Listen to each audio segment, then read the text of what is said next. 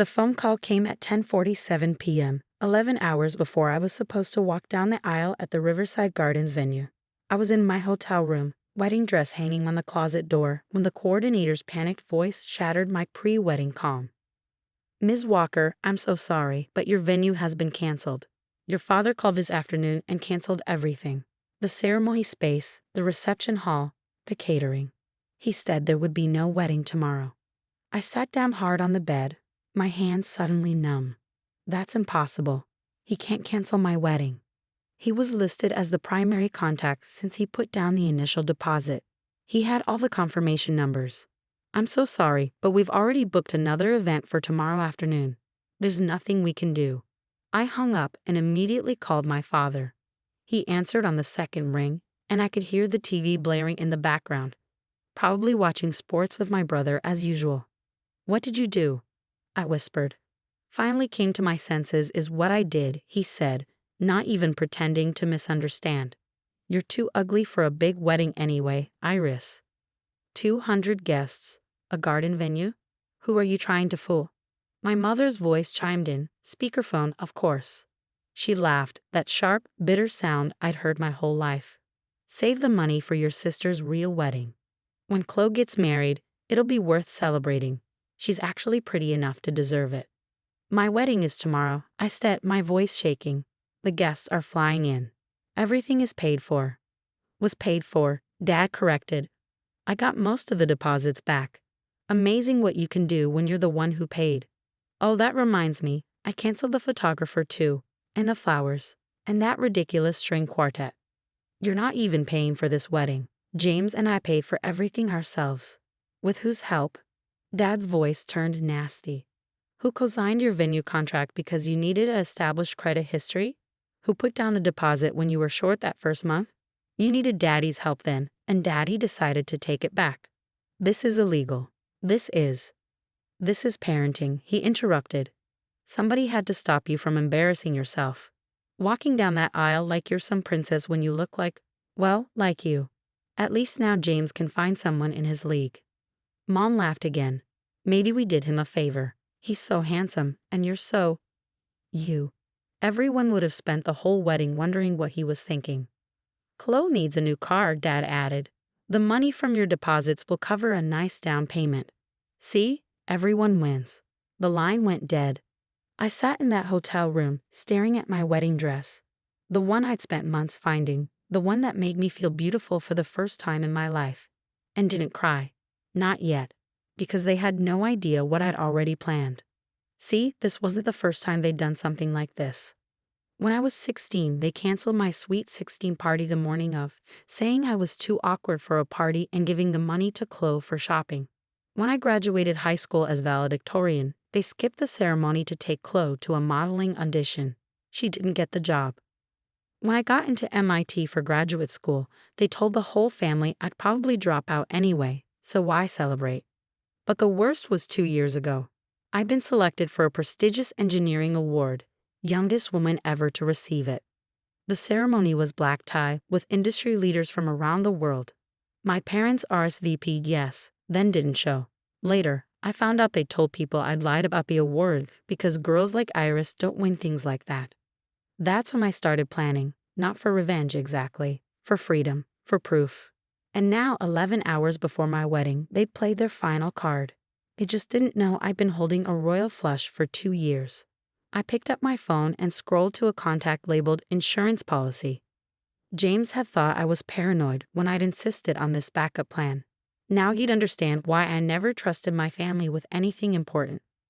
"Maggie," I said when she answered. "It's happening." Just like I predicted. Maggie Chen owned the Celestial Ballroom, the most exclusive venue in the city.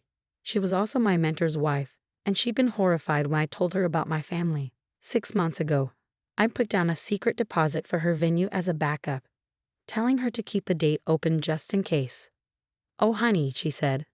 "I'm so sorry, but don't worry, we're ready. Everything you planned for, we can execute. The Celestial is yours tomorrow. And the other arrangements? Already. The videographer has the equipment set up.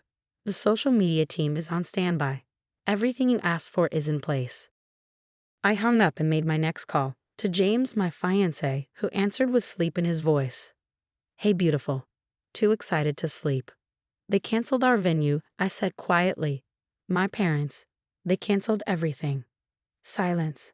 Then, those bastards. Are you okay? Do you want to postpone? We can go to the courthouse, just us. No, I said. We're getting married tomorrow. At the Celestial Ballroom. Everything's already arranged. The Celestial? But that's how. Remember when I said I had trust issues with my family? This is why. I booked a backup venue 6 months ago. Pay for it with my bonus from the Patterson project. I knew they'd try something. You gorgeous genius, he breathed. What do you need me to do? Call your side of the family. Tell them the venue changed. I'll handle my side. Iris, are you sure you want to invite them after this? I smiled, though he couldn't see it. Oh yes. I definitely want them there. The next morning was chaos, but the good kind. The Celestial Ballroom was even more beautiful than Riverside Gardens. Where the original venue had been pretty, this was breathtaking. Crystal chandeliers, marble floors, windows overlooking the city skyline. The kind of place that hosted celebrity weddings and charity galas. Maggie had worked miracles overnight. My flowers were upgraded to exotic orchids. The string quartet became a full orchestra. The catering went from standard to 5-star. She called in every favor, pulled every string, and created something beyond my wildest dreams. Consider it my wedding gift, she said, squeezing my hand. That and what's about to happen. I'd texted my family the new address an hour before the ceremony, keeping the message simple. Wedding still happening, new venue. Hope you can make it. They showed up, of course. Not to support me, but to see what disaster I'd scrambled together at the last minute. I watched from the bridal suite window as they pulled up in Dad's BMW. Saw their faces when they realized where they were. The Celestial Ballroom. The venue Chloe had begged to have her Sweet 16, only to be told it was too expensive and exclusive. The place Mom had tried to book her anniversary party, only to be told they were beneath the waiting list. They walked in wearing their sneers like accessories, ready to mock whatever pathetic replacement I found. Then they saw the transformation. The flowers that cost more than their car payment, the orchestra warming up with classical pieces, the champagne fountain that actually had champagne, not sparkling wine. Chloe's mouth fell open. She was supposed to be the pretty one, the one who deserved grand things. But here she stood in her off-the-rack dress, surrounded by elegance she'd never achieved. That's when phase 2 began. Mr. and Mrs. Walker, a woman with a camera and perfect smile, approached them. I'm from City Living magazine. We're doing a feature on the wedding. Engineer bride stuns at Celestial Ballroom. Can we get a quick interview about your daughter? Dad straightened, already preening. He loved attention, loved being important. Of course. We're so proud of our Iris. Oh, I'm sorry, the reporter interrupted. I should clarify. We heard there was some confusion about the venue, something about a last-minute cancellation. His face went pale. Where did you hear that? She smiled wider. Oh, we have our sources. In fact, we have some very interesting voicemails from the Riverside Gardens about a father canceling his daughter's wedding because he thought she was too ugly for a big wedding. Can you comment on that? Mom grabbed Dad's arm. We're not commenting on anything. What about this recording? The reporter held up her phone. Dad's voice rang out clear as day. You're too ugly for a big wedding anyway. People were starting to stare. Wedding guests, my colleagues, James's family, industry leaders I'd invited, were witnessing this unraveling. That's taken out of context, Dad sputtered. What context makes that acceptable? The reporter asked. And what about the deposits you redirected? We have screenshots of text messages about using the wedding money for your other daughter's car. Is it true you stole from your daughter's wedding to buy your favorite child a vehicle? Chloe turned red. I didn't know. They just said they were buying me a car. With your sister's wedding funds, the reporter clarified. A sister who graduated MIT, who won the Morrison Engineering Award, who just landed the Tecton Industries contract. That sister, the one you called ugly. That's when they noticed the cameras. Not just the reporters, multiple cameras, positioned strategically around the entrance. The videographer I'd hired specifically for this moment. The social media team live streaming to platforms I've set up months ago. What is this? Mom hissed at me as I descended the stairs in my wedding dress. The one that fit like a dream, that made my supposedly ugly self look like royalty. This, I smiled. This is consequences. You set us up. No, I said. You canceled my wedding and stole my money. I just made sure everyone knew about it. Every single guest here is watching you right now. My colleagues, my mentors, James's family. They all know what you did. We're your parents. Dad's face was purple. You're humiliating us. You humiliated me first. The difference is, I did nothing to deserve it. The reporter stepped closer. Ms. Walker, our readers would love to know. How did you manage to book the Celestial Ballroom at the last minute? I looked directly at my parents as I answered. I've had it booked for 6 months. I knew my family would try to sabotage my wedding. They've sabotaged every important moment of my life. So this time, I was ready. You're lying, Mom whispered. The deposit alone is less than the bonus I got for the Patterson project, I said. You know, the project you told everyone I fail at? The one where you said women like me don't succeed in tech. That project is why I could afford this. My success, not yours. Chloe was crying now, mascara running. This was supposed to be my venue. For my wedding someday, you stole my dream venue. No, I said calmly. I pay for mine, with money I earned. At a job I got with a degree I completed despite your constant criticism. While you were spending my stolen wedding funds on a car. Security appeared, discreet but present. Maggie had thought of everything. I think it's time you left, I said. This is a private event and you're not welcome here. You can't throw us out, Dad roared. We're your family.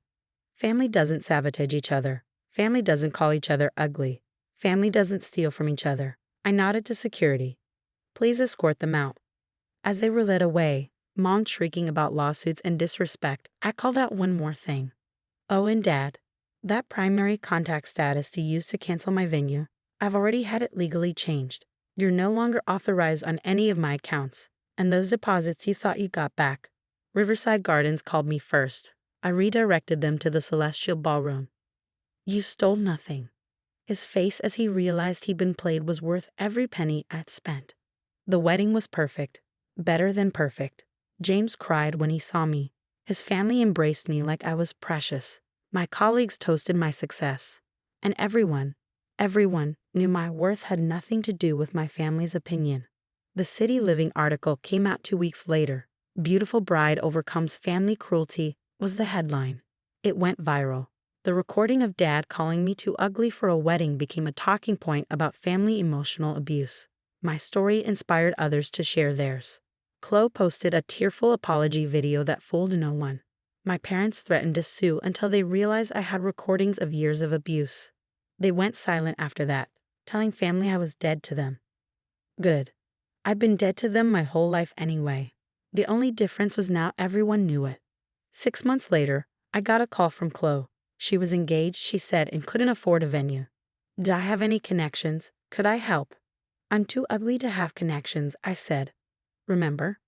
I'm sorry, she whined. I didn't mean it. I'm your sister. No, I said. You're someone who stood by while our parents destroyed every milestone in my life. You laughed when they called me ugly. You took my wedding money for a car.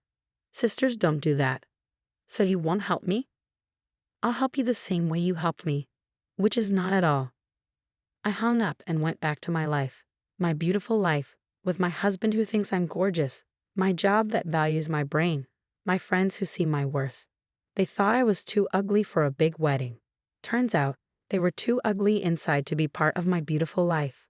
The Celestial Ballroom still sends me Christmas cards. Maggie says I'm the bride who proved that true beauty comes from standing tall in the face of cruelty. That grace under fire is the most elegant thing you can wear.